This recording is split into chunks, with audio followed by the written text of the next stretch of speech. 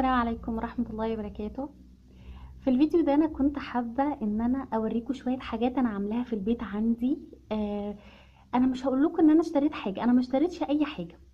كل الحاجات اللي انا عاملاها دي حاجات موجودة اصلا في البيت، وحاجات قديمة وحاجات اتكسرت وحاجات ما بقتش نافعة اصلا.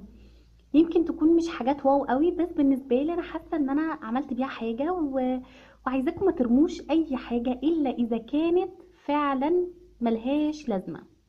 انا ما بحبش الكراكيب، لكن بحب استنفع بالحاجة اللي ممكن يتعمل لها اعادة تدوير. ما علينا. حبيت ابدأ الفيديو بحاجة انا حباها جدا.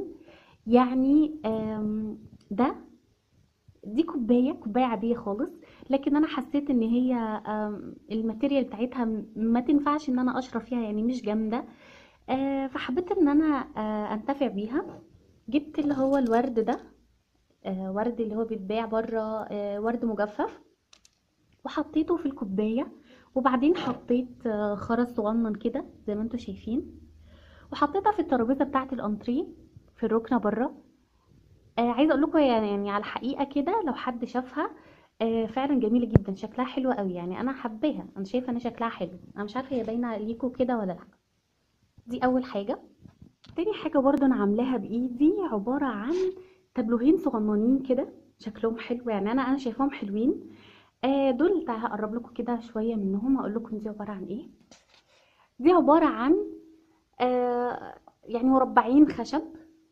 زوجي انا قلت له يجيبهم مربعين خشب، وبعدين رحت جبت الوان صفرة اللي هي بتاعت البويه دي، ورحت دهنتهم.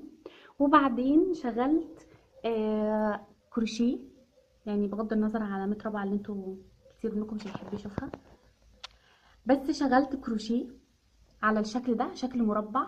وبعدين حطيت فيه خيطين على شكل اكس، وربطتهم على المربع من الجناب، علشان منها انها تمسك الزهريات دي او الورد الصغنن ده، ومنها ان انا حاسه ان هي شكلها كده احلى. اما بقى موضوع علامه رابعه دي، يعني دي حاجه خاصه بيا انا. بتهيألي هي ما تخصش حد، يعني سواء معترض او موافق، فهي عجباني شكلها حلو، انا بحبها. يعني حتى مع اعتراض زوجي ليها، انا برضو بحبها يعني.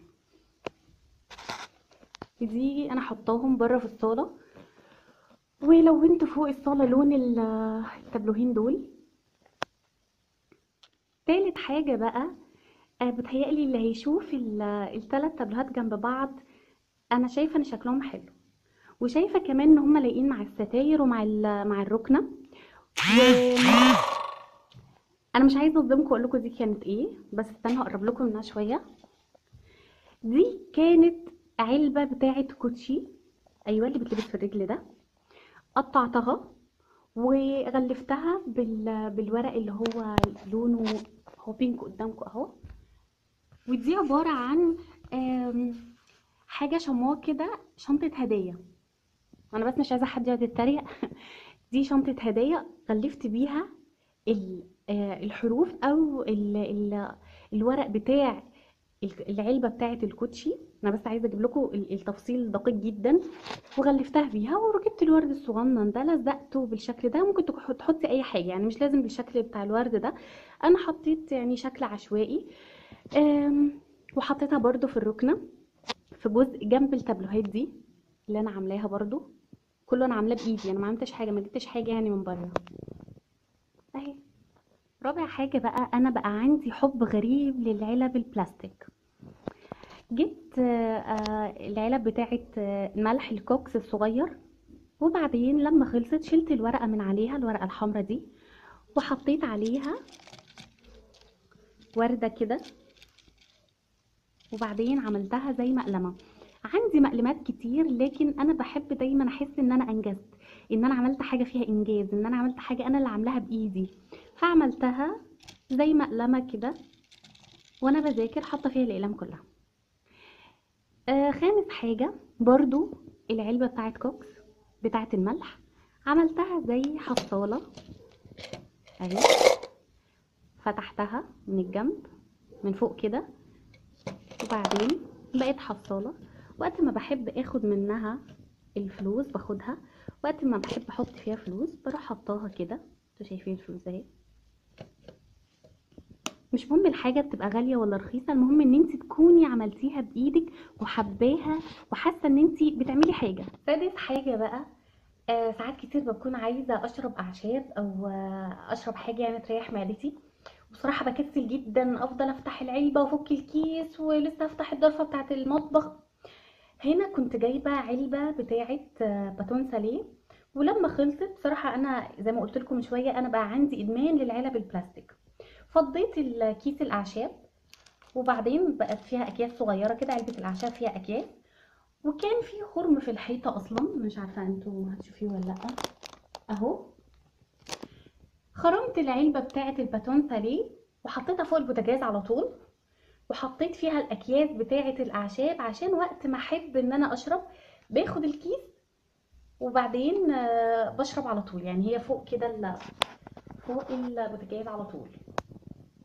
جينا بقى الحاجه انا بحبها، دي كانت بتاعه كده علبه كان محطوط فيها حصان بتاع حلاوه المولد. كنت جايباها وبعدين حسيت ان خلاص ادمت يعني، والحصان بقى شكله مش حلو. شلت الحصان وبعدين علقتها في الحمام. طبعا انا بحب استنفع بكل حاجه. وبعدين حطيت عليها بكرة مناديل، لان انا ساعات ببقى عايزه انشف وشي في مناديل، مش بحب انشفها في فوطه، بحس انها يعني جامده شويه عليا على وشي. وحطيت يعني ممكن بقى تحطي فيها اي حاجه، ساعات بحط فيها مثلا ميك اب، بحط فيها اي حاجه.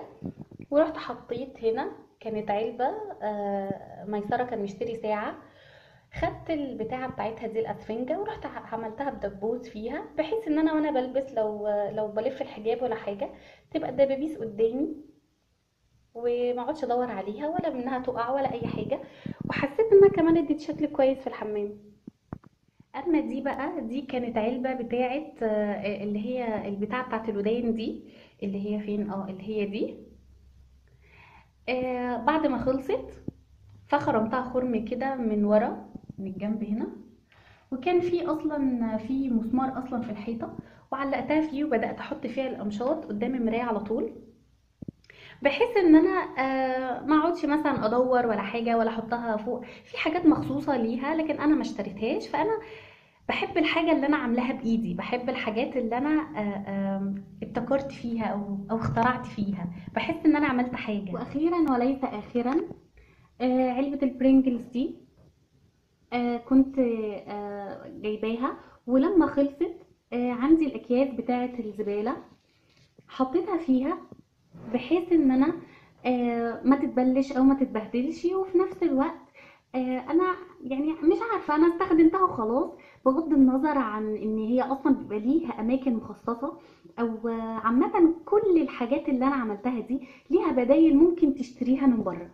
بس صدقيني لما تحسي ان انت بتعملي اعاده تدوير جوه بيتك وما بترميش حاجه، وفي نفس الوقت ما بتكركبيش حاجه، الفرحه بتبقى بضعف.